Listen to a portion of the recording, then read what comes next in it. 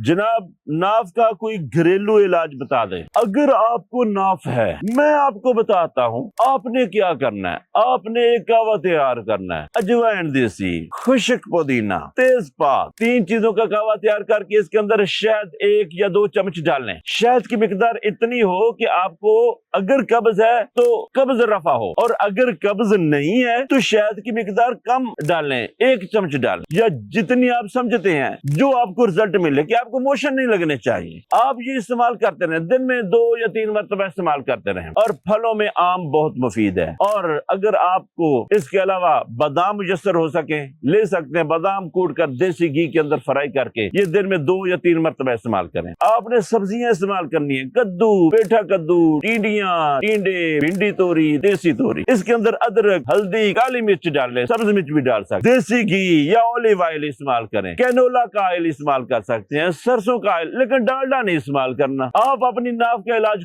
खुद कर सकते हैं। गंदम का दलिया भी इसके अंदर शामिल समझें। गंदम का दलिया दूध में नहीं तैयार करना बल्कि पानी में तैयार करना। चीनी की बजाय उसके अंदर गुड़ डालें, और याद रखिए गुड़ वैसे भी इस्तेमाल करते रहे। जो शख्स गुड़ मुसलसल इस्तेमाल करता रहता है उसको नाफ कभी भी नहीं पड़ेगी।